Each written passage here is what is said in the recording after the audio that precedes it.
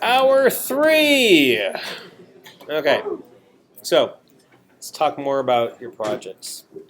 Okay, so you followed the getting started tutorial. You're writing your code, and now you're done with it. You're ready to submit it for grading. This is when I 15 years ago, I'd make jokes about handing it on a floppy disk and things like that, but you don't know what that's like. Instead, what I did a long time ago is I wrote a program to submit it. I wanted to experiment with the Java Mail API, but I also wanted to automate as much of the stuff as I could for your benefit and for mine. And so then I have a program that's there as part of the grader jar that you can run like that. And what this does is it's a command line tool, and you tell it on the command line what files you want to submit. Well, really who you are, which project it is, and what you want to submit. And so then if you don't run with any options, it'll print this help information. And so what you can do is then submit your code like that. So, and by the way, this must be done from the CS department's Linux machines, because that's where this jar file lives, and that's also what will that's where the SMTP server is and everything. And that's how you send the email.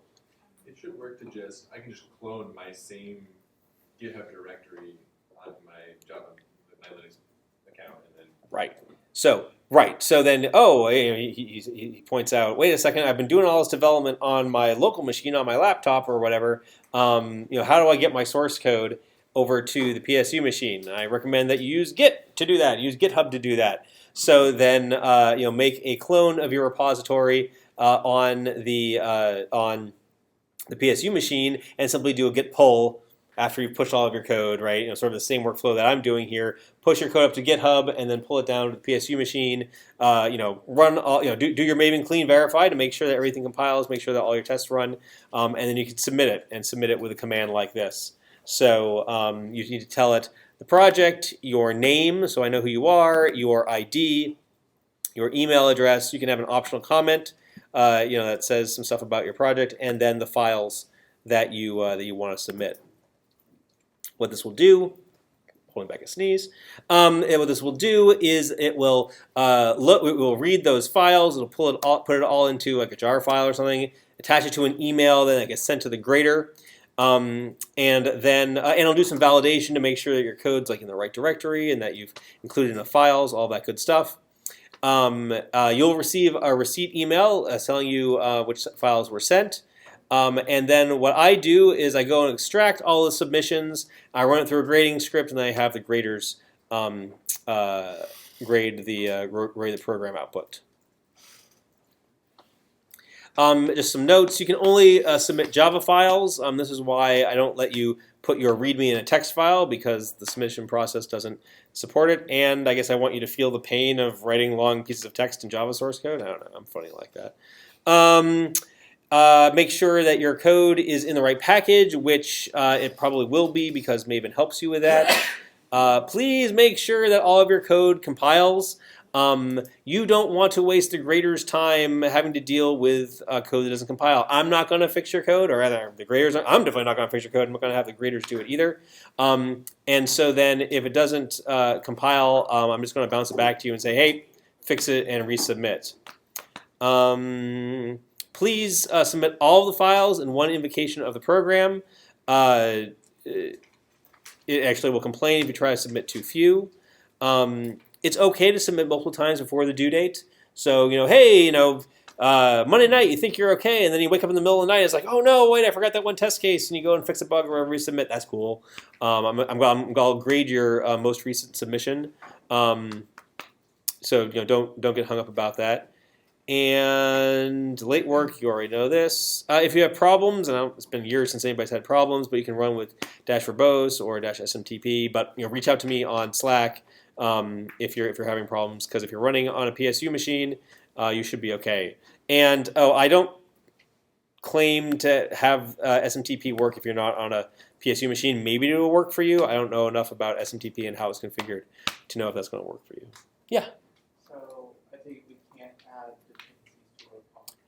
no, you can't add dependencies to your POM. If there's something you really want to use, reach out to me, and maybe we can make a deal. But Apache Commons CLI, no. You got to write your own command line parsing. I know, it's not the real world, and that's okay. We can go on. Builds character, makes you want to write Android even more. I don't know. Cool. Any questions about submitting? I think I have a couple. Oh, yeah. So if I were to use a different class, so project one had Java no longer contains like the parsing logic project, I think you recommended doing it on Slack channel. Do I submit extra jar files? Extra Java files. Yeah, so let's say, and this is something that actually might make a lot of sense to do if you're so inclined, is to refactor a lot of your command line parsing logic out of the main method and into a class or something that might be easier to unit test or just easier to understand or easier to extend for Project 2. That is something that is cool, and you can go ahead and submit that. So sort of required files or required classes to write for Project 1 are the appointment book in Project 1. But if you've added exception classes, if you've added command line parsing classes, or I don't know anything else, yep, submit those, or README classing, or just submit all of that. Yep. Nice. Wait, so how do you do that? I guess like you add a class, because if you add new class files. It's just another Java file, and you can submit that on the command line. Right? The command line takes any number of at least 3 files. So yeah, you just make sure to submit them all. Yep. What if the files are inside their own package? That's cool too. If you have sub packages, that should work as long as it descends from something. edu pdx cs410j your user ID. You would just add, like, in this case, you'd add package name. Yeah, /exceptions or / whatever. Yep. That's totally cool. Okay. Yay, submission. And again, if you have any questions, please reach out in Slack.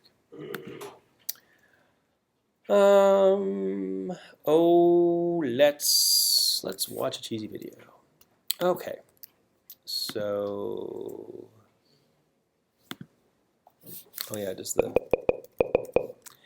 okay. So,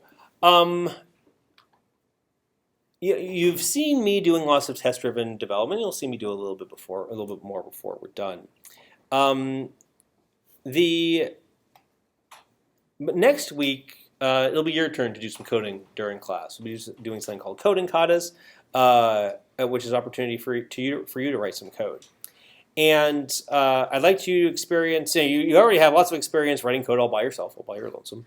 But one of the things I want you to be able to experiment and experience in this class is pair programming, and then we'll see mod programming later on.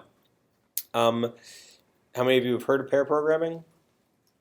Yeah, pretty much everybody. You can probably guess what it is. Anybody have any experience with it? Everybody ever done it? Okay, yeah, a couple people. Yeah. Cool. I like it. It's always worked well for me. It's helped me understand more about. It's helped me write better code.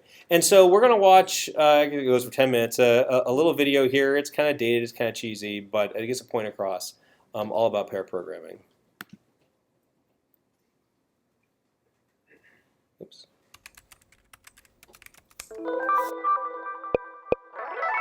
Hello and welcome to Fun with Pair Programming, an introduction to pair programming for students. If you're a student who is new to pair programming, you've come to the right place.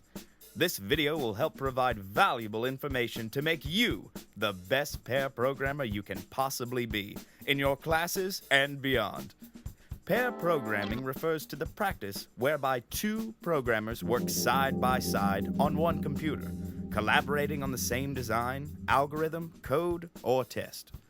The pair is made up of a driver, who actively types at the computer or records a design, and a navigator, who watches the work of the driver and identifies problems, asks clarifying questions, and makes suggestions. Switch roles from time to time to share the work evenly and get the most out of your pair programming experience. You'll hear effective pairs constantly chatting as they jointly decide how to tackle the task at hand. Well, actually, I don't even know where it's saving this stuff. So we create a new patient and it adds record. Oh, All right. probably in save data file. So it's going through, looks like a list of records. So we probably, since we just added the height and weight, I don't know if that's actually getting written. Yeah, probably not. Okay. So Why do so many thousands of students around the world prefer pair programming? Why don't we ask some to compare Yeah. old-fashioned solo programming to this new and innovative system? wait, what was the order? You would program by yourself, so you'd usually be just by yourself in a computer, maybe in a cube or at a single desk, and it's a very lonely type thing. It can be. Well, it could be really frustrating. You'd sit there banging your head against a desk and trying to find, the missing bracket, or couldn't figure out why the logic in your program didn't quite work right. And with two people there, it's a lot easier to work those problems out a lot more quickly, so you're not frustrated all the time. This is nothing new either. Most science labs take advantage of lab partners and small groups.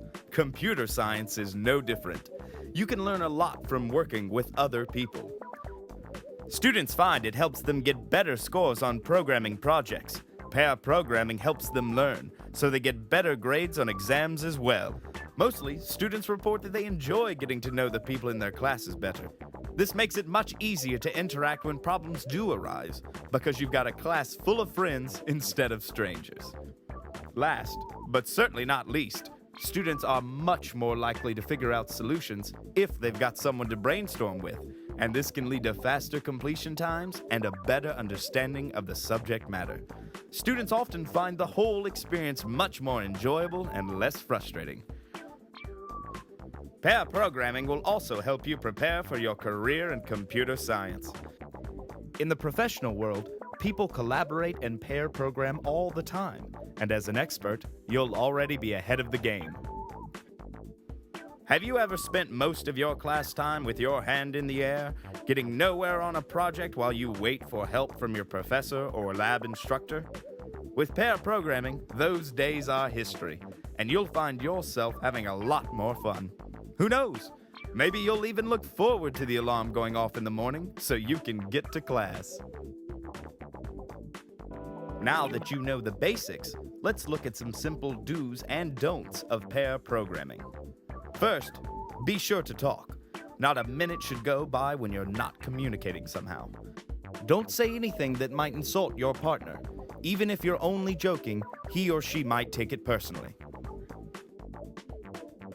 Don't forget to listen too. Both the driver and the navigator should be fully engaged in the project. So much so that the driver can pass the keyboard to the navigator at any time, and he or she will be ready for the switch with no questions asked. Periodically switch positions so you can gain experience in both roles. Switching helps prevent errors and stimulates conversation too. Be patient. Be prepared to explain yourself to your partner, and don't get frustrated if they don't understand it first. By explaining your work to your partner, you'll be helping yourself learn as well. Remember the ancient Chinese proverb, "To teach is to learn." And be sure to give the driver a little time to correct his or her own mistakes. After all, no one likes a backseat driver. Respect your partner. The golden rule is key here. Just remember to treat your partner with the same level of respect that you expect from him or her. It doesn't matter if they are from another culture, an introvert, an extrovert, a procrastinator, or the valedictorian. We are all here to accomplish one thing, and everyone has something to offer. Take breaks. You can get more done in 1 hour pair programming than in several hours by yourself. But this can take a toll on your brain. Don't forget to take a break every so often to keep yourself fresh and energetic. When you return, you'll likely see something you overlooked before. Be prepared. Be sure to do any preliminary work ahead of time, and don't be late for appointments with your partner. Their time is valuable, as is yours. Hygiene. Think about it. How would you feel if the person you were going to spend a couple of hours with smelled terrible? Take a shower, brush your teeth, bring some mints. You know the drill. Have fun! Working with someone else can be a lot more fun than working by yourself. You can share a laugh, relieve some tension, and have someone to celebrate with when you get that last test case to pass. Believe me, that's a great feeling. Now that we've gone through all the things you should do as a pair programmer, let's go through some of the things you should avoid when working with your partner. Don't be a keyboard hog, or think that just because your partner is a novice and you're more experienced, that they won't bring something to the table. Don't constantly tell other people what to do either. You don't want to be the only person in the class that no one wants to work with because you're too bossy. There is another side to that coin, so don't be intimidated.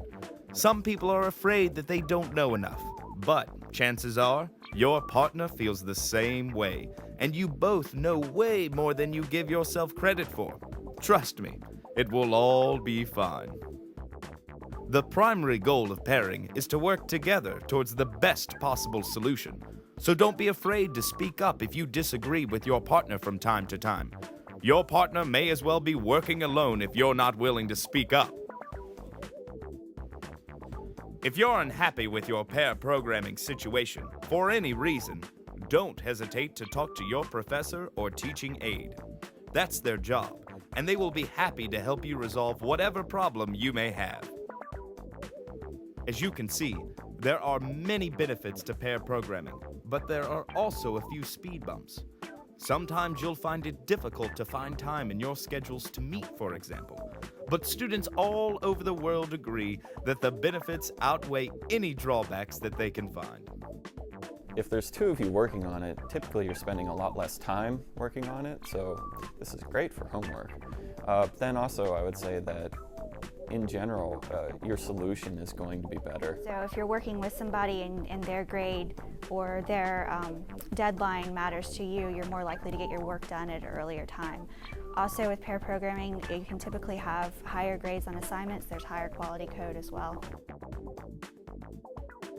This concludes our journey through the exciting world of pair programming, but there's still much to learn. Take these tips with you into your next pair programming lab and join the growing number of pair programmers across the country, the world, and beyond.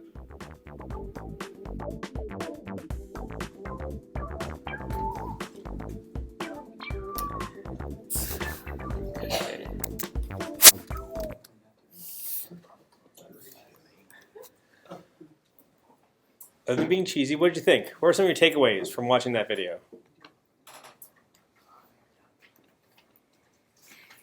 Communication is important. Yeah, communication is important. Whether it's just you getting your ideas out or getting feedback from other people.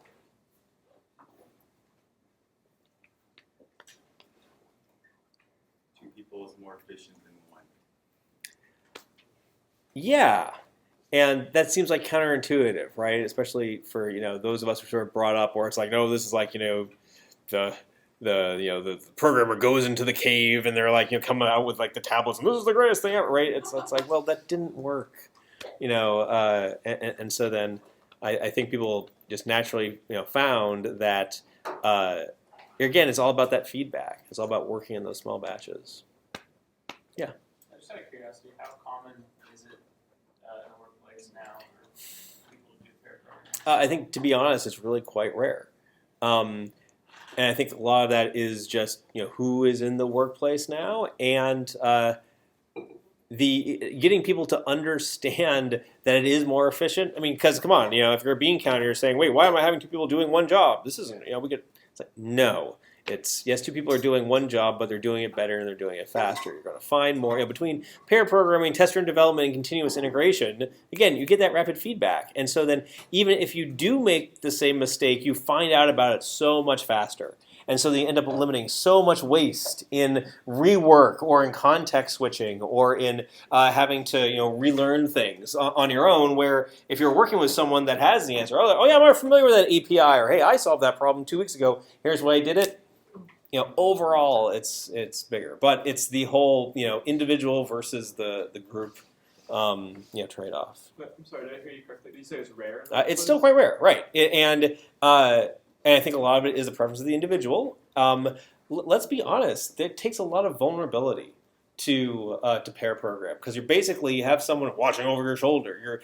Someone else is going to see all your mistakes. And I think for a lot of people, that's difficult, right? It's because you have to have enough trust that the person that you're working with, who even though they're your coworker, they have a performance review too, and your boss has got to choose. It's just the dynamic of the thing. So, I think the more enlightened the workplaces that really value teamwork and that value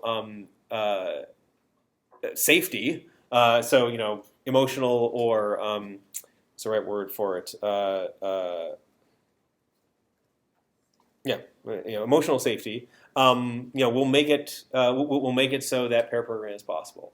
But there are a lot of workplaces where either that ethic isn't there or it's just not encouraged. So this is why you get to experiment it, like when you're in school. Like all those other things you experiment with, you're in college. But pair programming, give it a try, and it's the kind of thing that I advocate very highly for people that are earlier in their career. There's a good pairing model of having someone who's more experienced and someone who's less experienced. Always there are two, right? An apprentice and a master. So that works too. It also works well to have people that are both starting out learn together. And so that way, again, you sort of have that. You instead of having sort of that mastermind set where it's like, oh, I solved that problem 20 years ago using VI, having two people who are like, I don't know, let's go look it up and figure it out together. That can also be very effective. So next week we're going to try that out, and so then we'll do some katas, we'll do that together, and we'll see how it goes. At least we've got a good classroom for it, and so then I'm looking forward to see how that goes. Okay. Anything else about pair programming? Any other observations that people have? Nope. Okay. Let's talk about Project 2.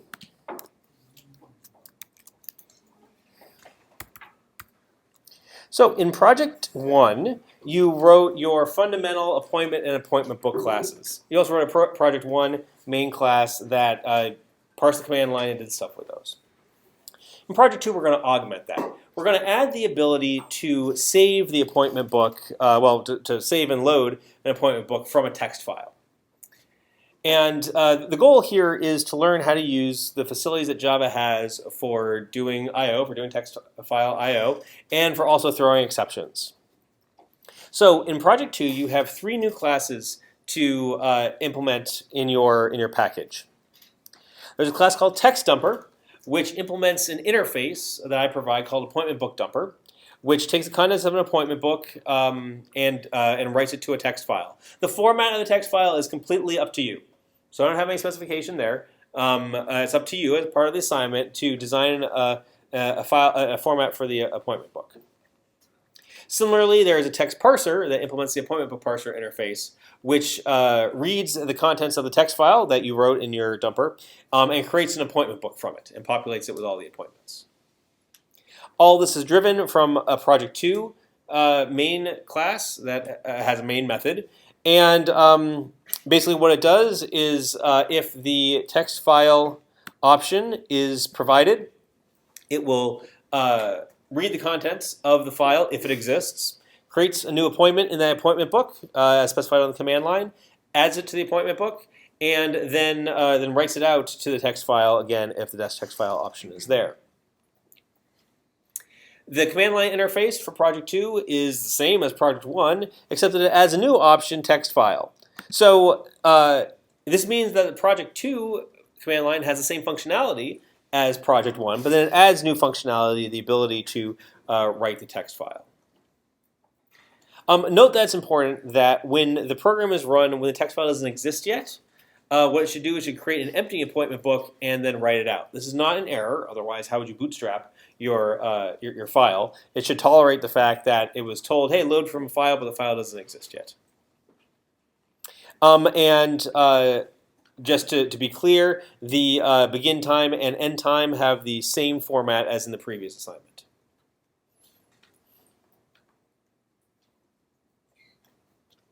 This is actually a more specific format than this.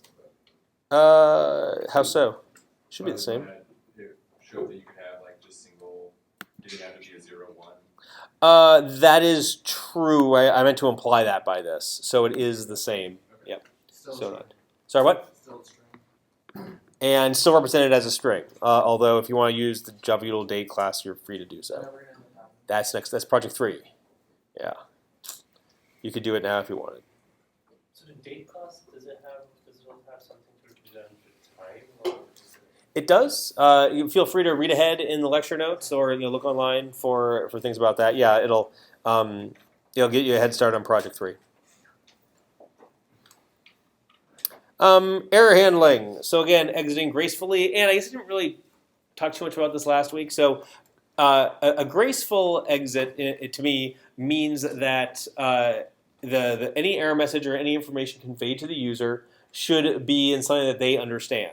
So exceptions and stack traces and things like that, not graceful. You'll lose a little bit of credit for that. Instead, it should just be an error message that clearly explains what went wrong.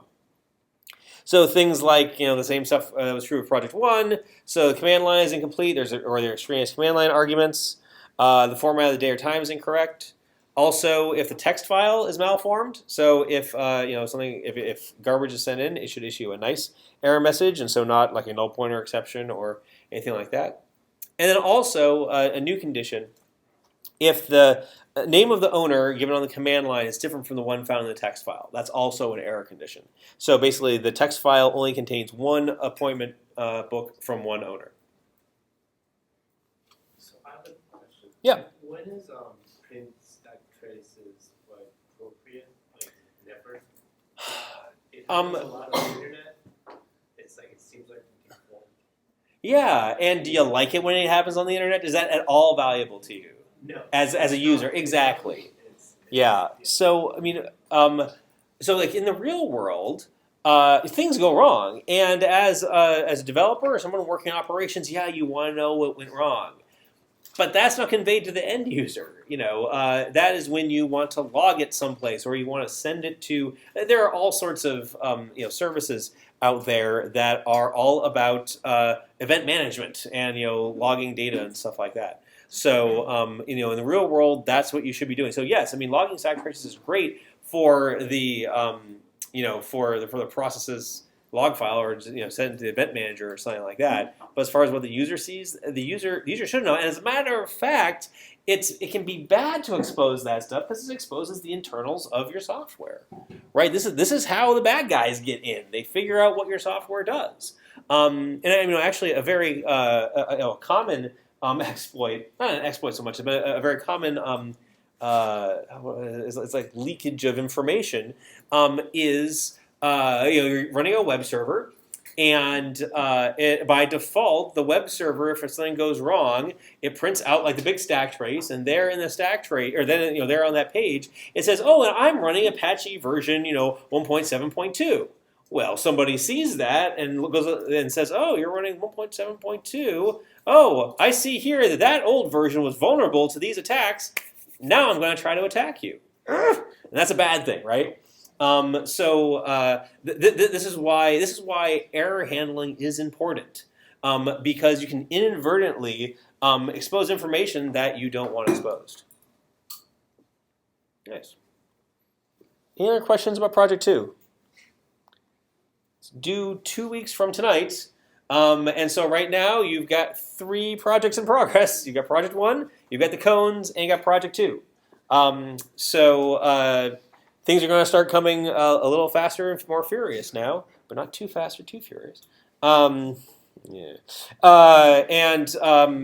make sure to keep up and balance your time appropriately. Okay. Nice. Okay, so let's do a little bit more TDD, and then we'll call it a night. So, where should we go next? What functionality is left with our student that we should test?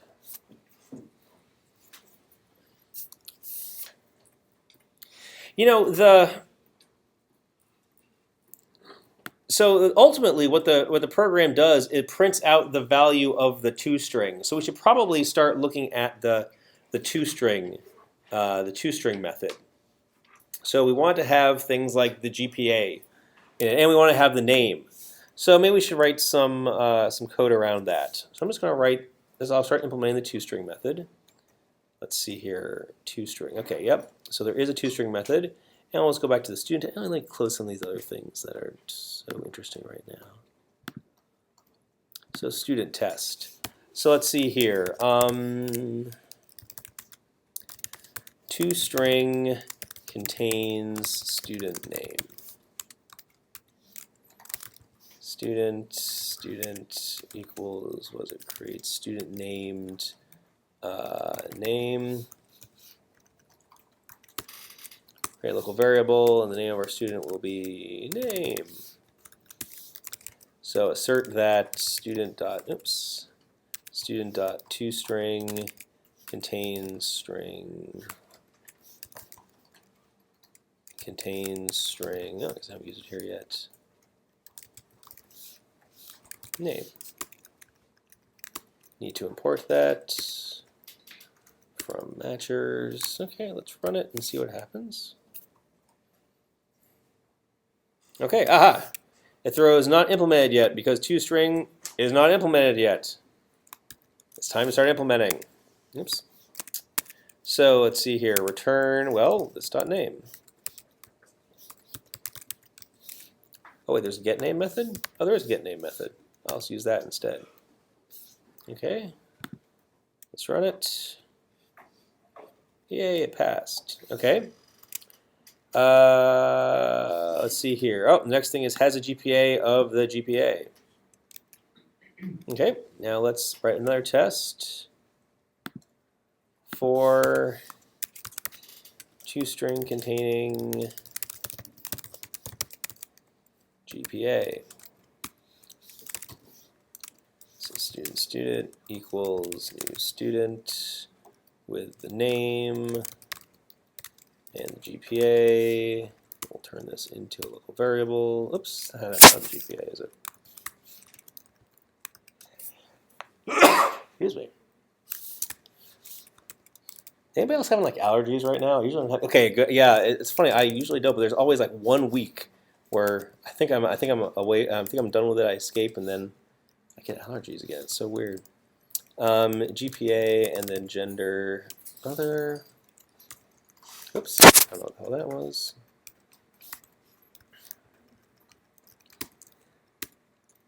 GPA 1.23.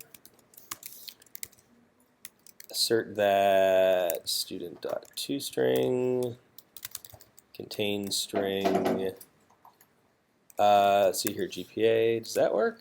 No, it must be a string, right? Okay. Anybody know how to turn a double into a string? Sorry? Somebody else said the other class is parse double. Well, parse double takes a string, turns it into a double. How do you go the other way? Oh yeah, GPA to string. So primitives don't have two strings. Can you string cast it? Like you can cast an integer? No. I think you have to use a class method, so it's string.value of. Yes.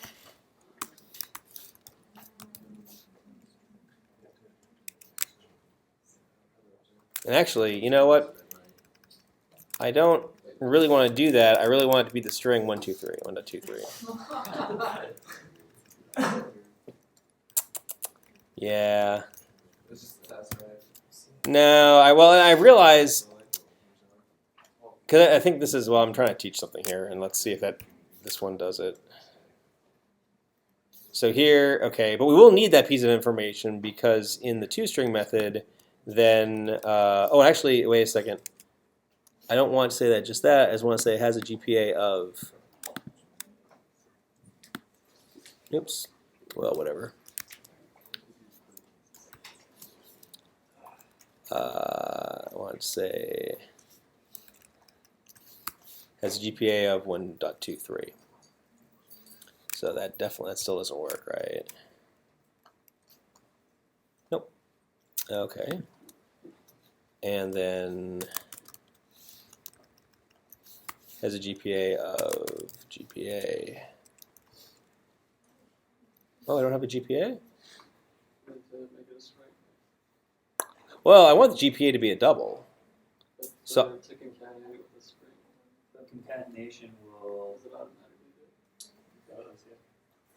yep, it automatically converted to, well, what it does is it creates a new string from that, but yes, it converts to a string, yeah. Yep.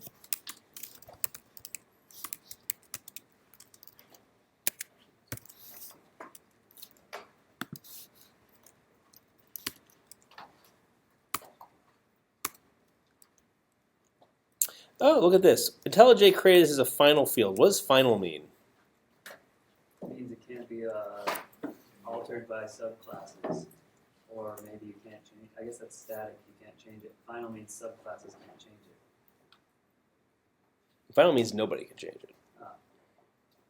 Yeah, you're probably thinking of protected. That has to do with access. So final means that once it's initialized, the value can't change. Should this be final?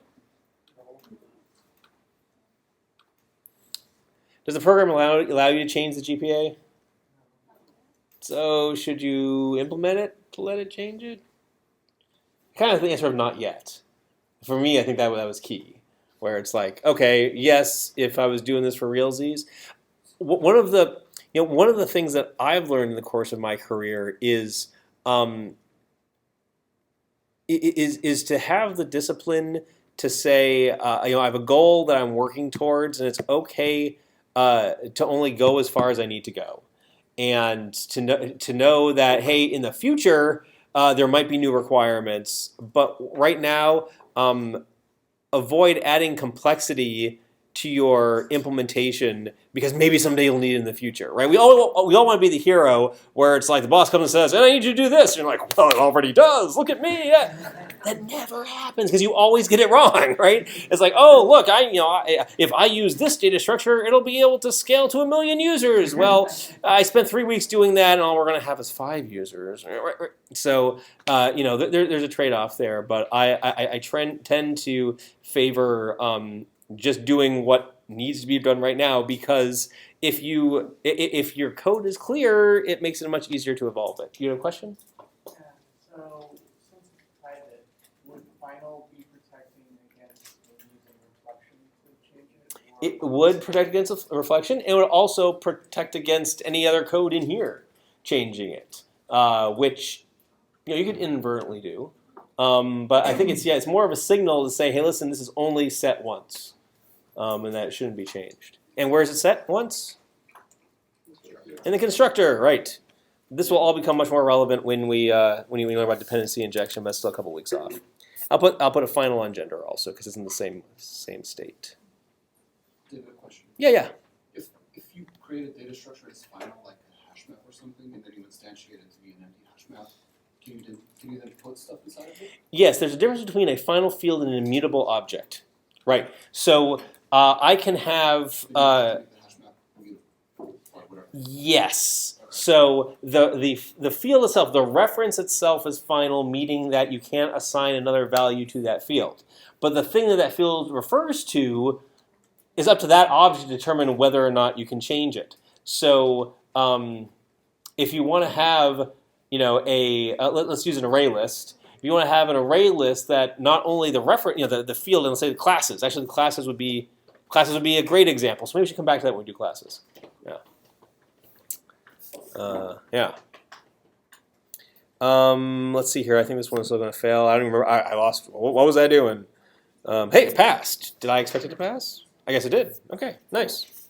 Yeah, lucky me. Okay. And see, this is the thing, right? I can go off and have a side conversation, and since I wrote a test, it's like, okay, I guess it works. See, I'm a lazy programmer, right? So someone just came by my desk and asked me a question, and my train of thought was lost, and I could be like, oh no, I have to go back and I lost 5 minutes. No, I didn't. Oh look, I had already gotten to pass, but I just hadn't run the test yet. The test will let me know what passes and what fails. Okay, this is good. I did so now the name.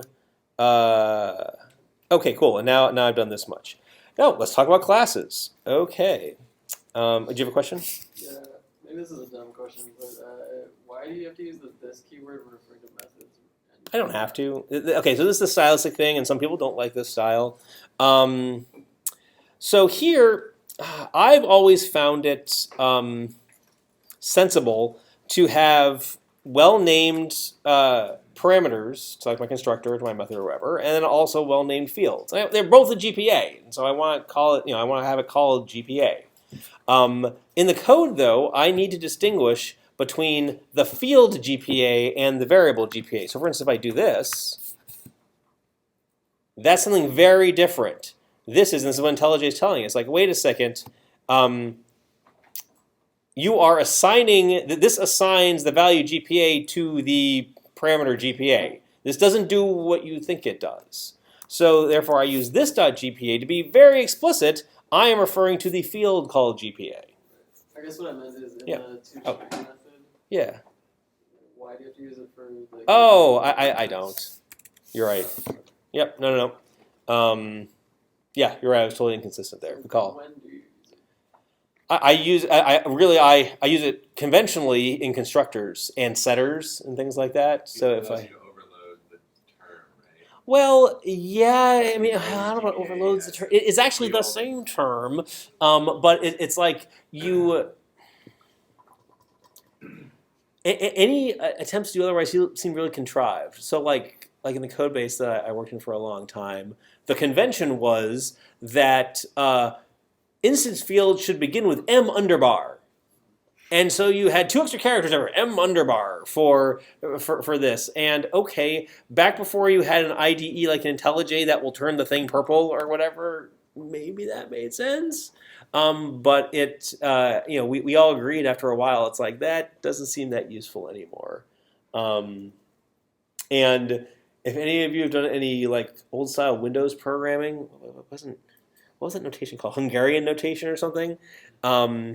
Which was like super fun back in the day, where like the name of your variable had information about the type, because your tools, you were dealing with like 200 line functions, and your variables, because you were writing in C, all had to be declared up at the top of the function, and so then the names of your variables. So this would be a string, so it wouldn't be like gender wouldn't. Well, we don't have a string, I guess. So GPA would be DGPA because it's a double. And character pointers would be like CP, name or whatever. It was maybe fit to purpose at one point. We all thought it was really cool the first time we saw it, but now, 20 years later, we're like, that's not necessary because the tools do a better job for us. Anyway, that was a digression. Okay, let's see what we can. Let's see if we can get the. Let's check this stuff in real quick. So let's see here. Add student name and GPA to TwoString.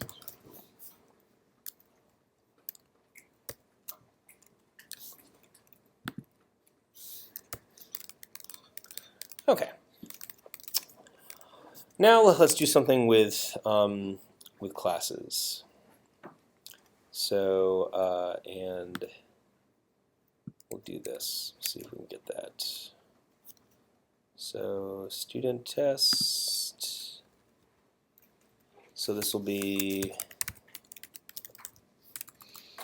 What's that? Public void TwoString contains 3 classes. Student equals new student name classes 1.23 gender other.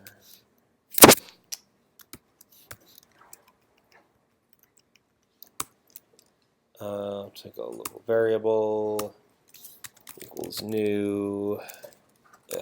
Wait, do I have a list of? Oh, I do. I'll come back to that later and fix it. Insert that student dot TwoString contains string. Nice. The line break in a funny place.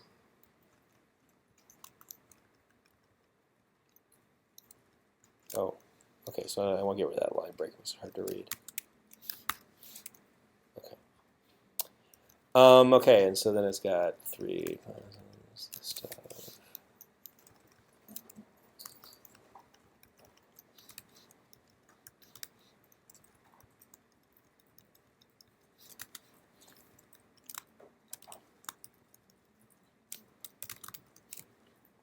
Nice. What is it? Oh, wait, new list of. That's not right. List of.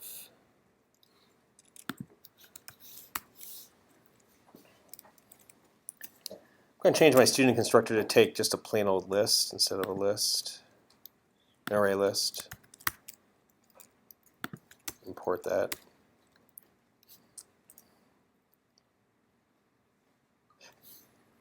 Are you familiar with sort of the class hierarchy of all the collections with ArrayList and list and collection and iterable? I encourage you. This is all covered in the lecture for this. Oh, I guess it's next week's lecture actually.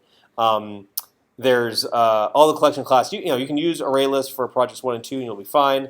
But project 3 then is all about the collection classes and the various the classes that you have available and their differences and what makes them unique and special and powerful. And so then, however, all I need is a list of classes. I don't necessarily, you don't have to be an array list. If we'd done an array list instead, we could have just put the strings in curly braces. I don't think so. I don't know. Is there a specific problem with using an array list? Because, like, is there some reason why a list would be preferable? Yes. And here's why.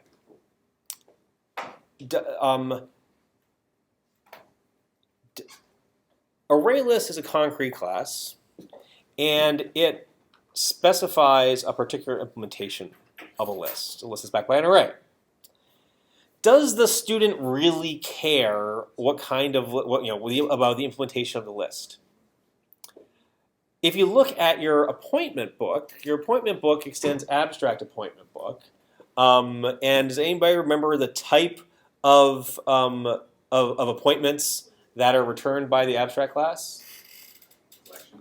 Collection of appointments. Collection is like the highest level, most abstract type of collection, type of aggregator in Java.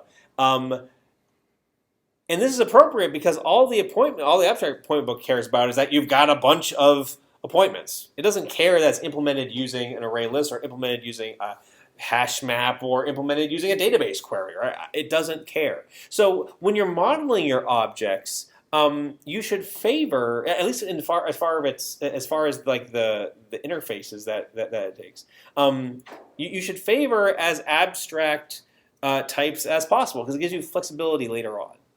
So I think it's usually more appropriate to say, hey, listen, all I need is a number of classes.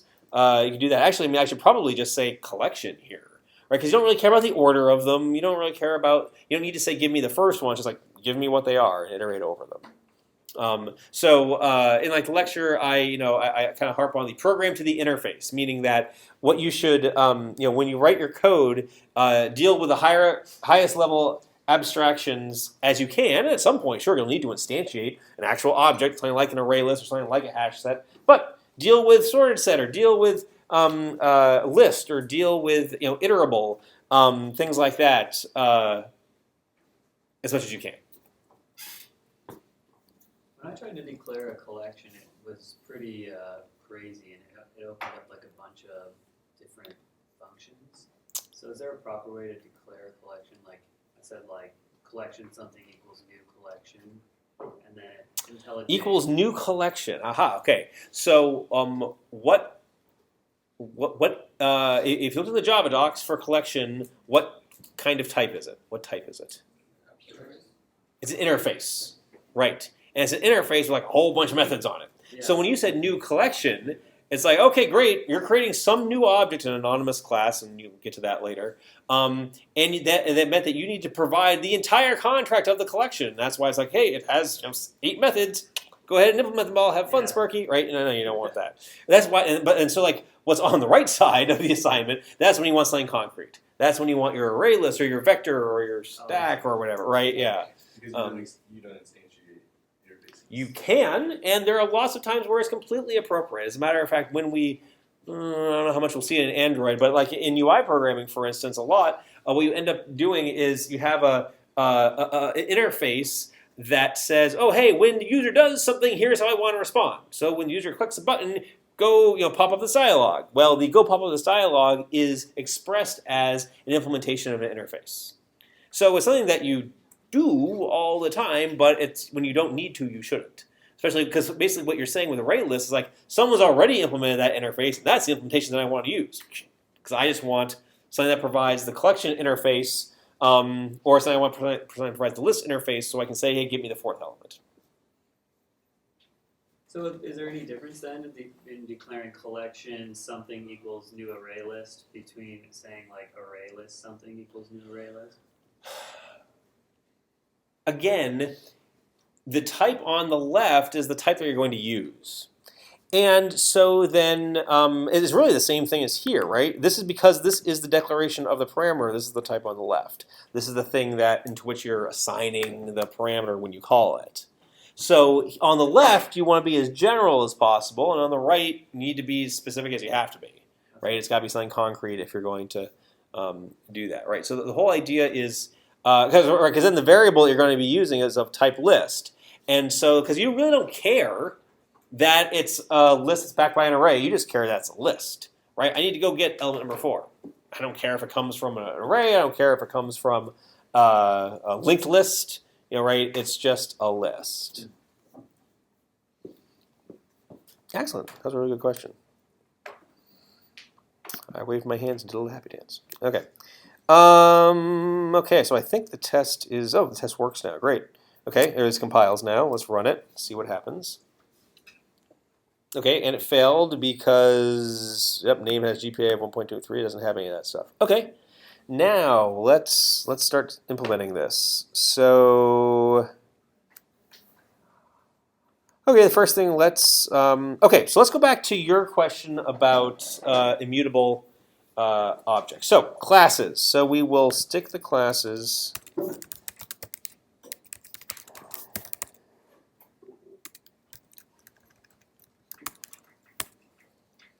Okay, so this is a final field, which means that, let's say here in the TwoString, I try to say this dot classes, equals new array list. I can't do that because you can't assign a value to a final field, which is good, because like once the class is set, I don't want to be able to do it. But let's just say in TwoString or something else, I say something like classes.add. Another class. Do we want to be able to do that? Do you want to be able to register a student for a course in the middle of some other method? You don't. Okay, well, how can you protect against this? So you need to make the object referred to by classes immutable, right? The word immutable means mutation, change. You want to make it immutable, not changeable. And so the collection classes have some helper methods that'll do this. So you say collections. Oops, sorry. Wait a second. Collections dot immutable. No. Is it lists? Shoot, I can't remember. List dot. No. Wait. I thought it was collections dot immutable. How do you do that? Stack Overflow to the rescue. Hey, grown-ups do it too. Let's see here. Immutable list Java. Oh, there's immutable list? Oh, this might be new. Oh, Java 9, right? Yeah, okay. Oh, unmodifiable list. That's what it was called. collections dot unmodifiable list. So this is an API that what it does is it takes a list object and it returns a list object that has all of its mutators, all the methods that can make a change to it, like adding or deleting or whatever. If you try to do that, you'll get a runtime exception. You'll get it'll blow up. And so then what this means then is that basically what you're doing is making I don't know if it's a copy, it must be a copy, that you can be sure then isn't modified. So then this is the difference between having a final field which can't be changed and an immutable object which can't be changed. So does the list in this case have to be final? It doesn't have to be final. They're two different things, right? One is changing the value of the field unexpectedly, and the other one is modifying the object referred to by the field unexpectedly. I think you want both. It provides you a lot. It really expresses your intent that when you create the student, the list of classes does not change. So you can't change it by changing the value of the field, and you can't change it by mutating the object. Nice. And let's see here. Let's see if we can write a test for this, though. So let's take that out. Actually, can we write a test? What is the test? We want to say public void test. Modifying classes list does not impact students' classes. Okay, so we'll do all this. And we'll create the student, and then we'll say classes dot remove at index 0.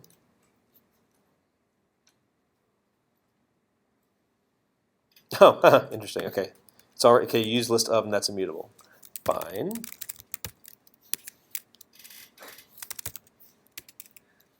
It doesn't like this. Ugh. That's cool. That's cool. That's cool. Classes to add all. What? Aww. See, I mean, it's too smart, right? It doesn't want me to. Okay, moved. Do this the hard way. Oh, I know. It takes one class. Okay. There you go. And now we remove it and get classes. I guess I'll have to create one.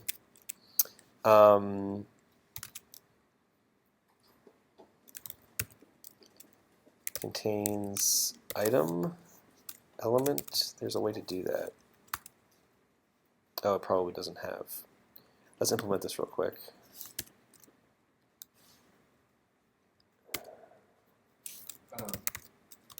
Yeah.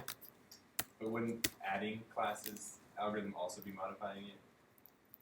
That's true, but you create the immutable one once you create the student. Okay.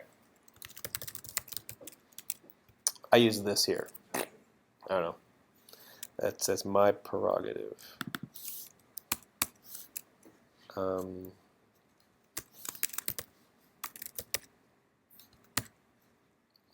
This method really isn't meant to be used for public consumption, but so I make it package private, and I annotate it with @visible for testing, and sort of give a clue to the reader. It's like, yeah, I put this here not for like general purpose, but just for so the test could see it. Contains.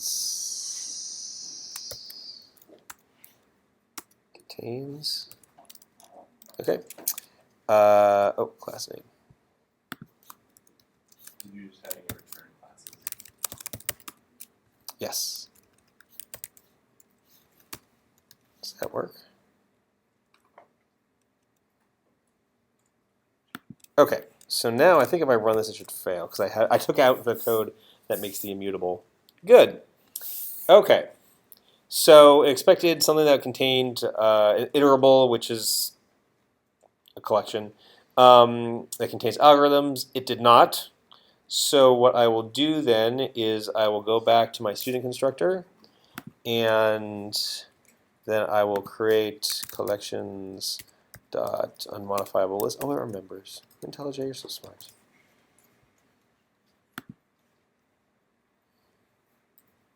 Oops, still didn't like it. Oh, interesting. I wonder why that didn't work. Oh, you know what that does, though?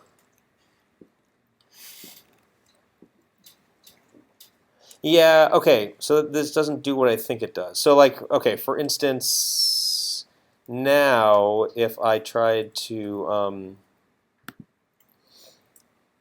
so really, okay, no, really what I want. I do want this functionality, so I gotta make this pass at some point. But I guess what I also want to demonstrate is, how do I say?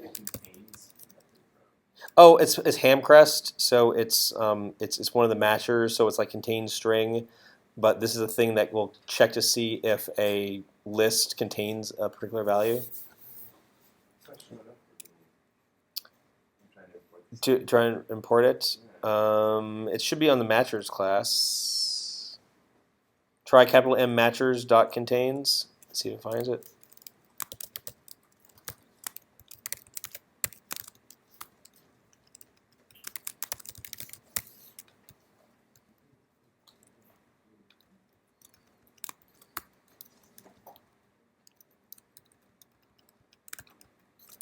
So let's get the classes and try to remove it from there, and we'll see. Now that it's immutable, it blows up with an unsupported operation exception, which is exactly what we want to have happen. So if I try to call remove on get classes, right, it throws the exception. So we expect then that this supports an unsupported operation exception. So that's good. That passes. And so in order to implement this, I think what we need to do is make a copy of the classes. And then we can do that by saying new array list classes. Does that work? Oh, it doesn't look like. Can't replace with list of copy. Oh, thank you, IntelliJ. Look, even new, there's list.copy of. Okay. Yay! Wow, so smart. Okay, now let's try to run this one again. Oops. Okay, now let's run all of them. See how it does. Oops, something failed. Oh yeah, we still haven't implemented the other one, but the one we started with. But yeah, so here again, I'm able to, through TDD, I'm able to demonstrate that yes, my program is doing what I expected in terms of making it so that you can't modify, or rather that once the classes are set for the student, you can't mess with it. Okay, now let's work on the other one. Student. Okay. Okay. Is GPA of and is taking. Yes, and is taking some number of classes and is taking this dot classes size classes.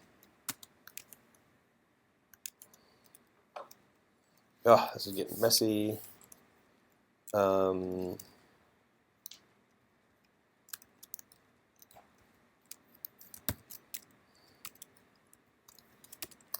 Now we need to iterate over the classes, so we can say this dot classes dot for each.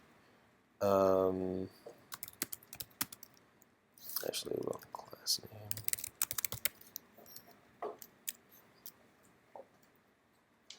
Actually, no, I can't say that. Well, doesn't it like?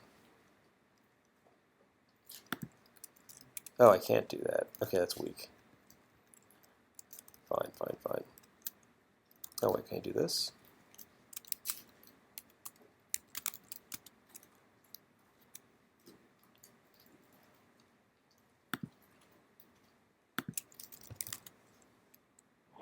Nope, I can't do that. Okay, I do it the hard way. So much for using functional programming. You're looking for a reduce for the string reduce. Right. That's kind of overkill. That's sort of where I usually end up getting with this. For string class name. And this class is actually whatever. S plus equal class name. S plus equal class name. This is and Java. Okay, well, iterative development. Let's see how far this gets me. Comma. Separated by commas. Oh, yeah, commas. Okay, so let's see here. Let's see the differences. Okay, 3 classes. Oh, there needs to be a space there. And I'm missing the commas. And I'm missing the ands. Okay. Oops. Okay. Get rid of this. Okay. Okay, I'm going to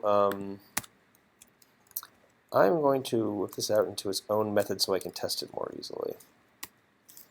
So S plus equals format classes.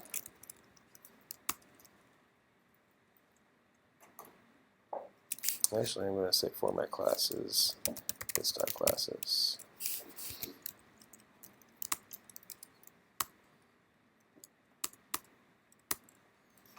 Okay, so now I'm going to do this TDD because it's late at night. I am not smart enough to do this just on its own. I mean, we'll be here until like 4 in the morning, me trying to get it right. And the reason I know this is because I do it every summer. So, okay, public void format one class. So here equals student dot format. You know what? I'm going to make that static. That way I can test it. This is another at visible for testing. Yeah, I know I can revive it. Not for much longer. Student dot format classes with just class name. Actually, class name. And a list of. Oops. Assert that S equal to class name.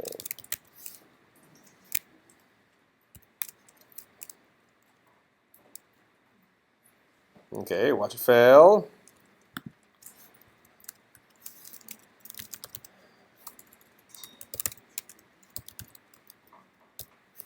Watch it pass. Yay, okay. But it's dumb.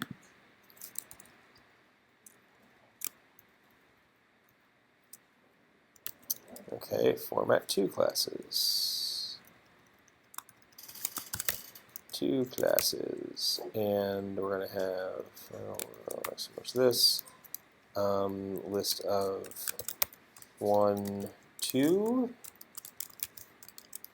And this should be equal to 1 and 2.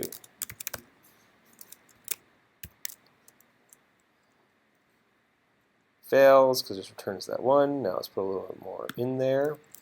Okay, so I'm going to say the following. You know, what if I was just dumb? What is the classes dot size equals 1? Return that if classes dot size equals 2. Oops. Say return classes dot get 0 plus and plus classes dot get 1. Else I've got to return something, or actually I have to throw. How about throw new unsupported operation exception? Not implemented yet. How does I run it now? That passed. Let's go back to this.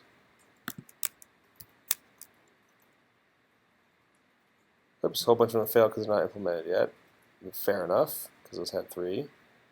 Oh, this one, that one blew up too. Okay, but that's okay. That's all right. Formatted 1. Okay, let's try 3 now.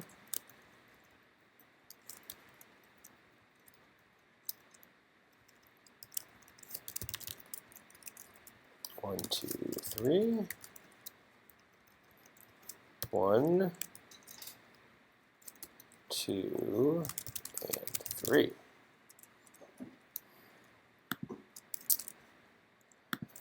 So, for You could put a variable to capture the size of the classes, and then the else can capture everything else. sure.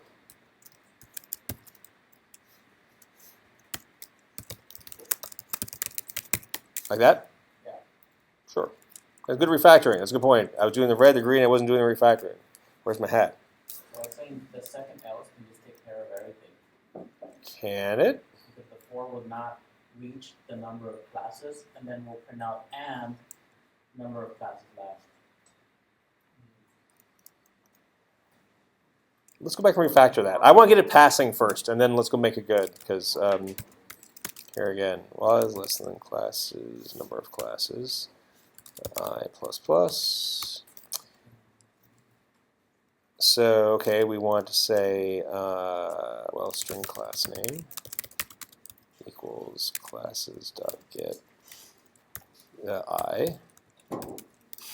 So oh, and we need to have like a string builder. Nope. String builder. SB equals new string builder. String builder is an object that is used to create strings. So we say sb.append class name. And then we want to say sb.append comma space. And we want to say if it's the last one, put the and. So actually, let's just do this. Number of classes -1. And then the last thing we want to append is Oxford comma and wait, or not Oxford comma. We have 2, not Oxford comma. And sb.append the last class. Stop you. Okay. Classes dot get indexes number. The last one will be the number of classes -1. Oops.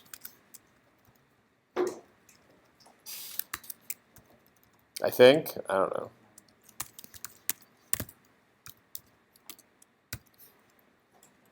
Okay, let's try the 3. Format 3 classes. Let's try running this one again. See how close we get. Okay. I can't tell the difference from there. Let's see what we got. Wait, that's not what I wanted. I wanted 3. I want to test 3 class. I want to format 3 classes. I want this one down here. Okay. Oh, 1, 2, and 3, and it looks like I just have an extra space someplace. Sweet. That was. I'm quite frankly impressed with myself. It usually takes me a lot longer to do this. It already has a space, so let's try that again. Hey, let's try 4. Let's just see if the algorithm works.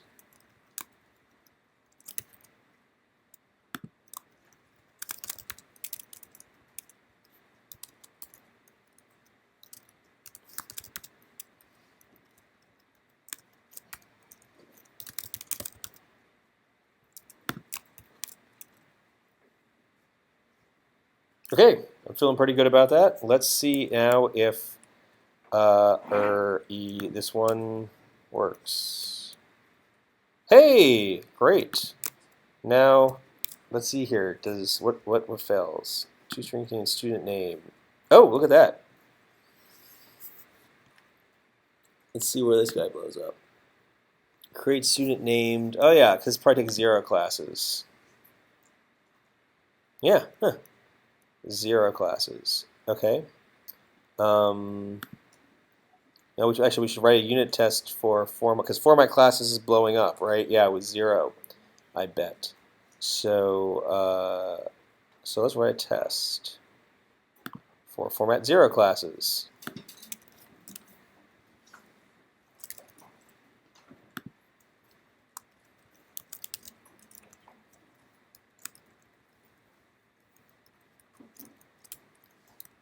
And what? Return empty string.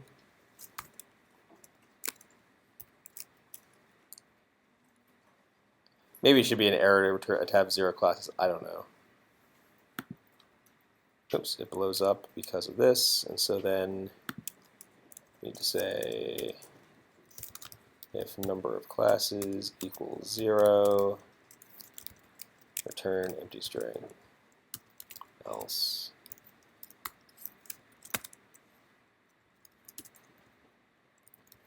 Hard for me to read. Okay. Okay, so that one passed. So now let's go back, figure out what else fails here. See what I have when I have this suite of unit tests. I can just keep running it over and over again, and in 96 milliseconds, and so a couple of seconds, I can figure out whether or not I've broken anything. And oh my gosh, everything passes. I'm so proud of myself. So let's quick check this code in, and then make a quick refactoring pass. So format classes taken by a student.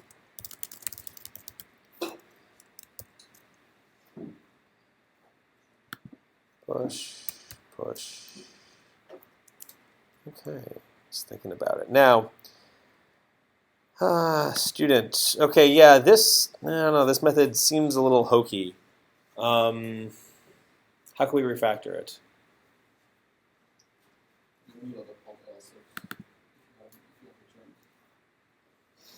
Oh, that's true?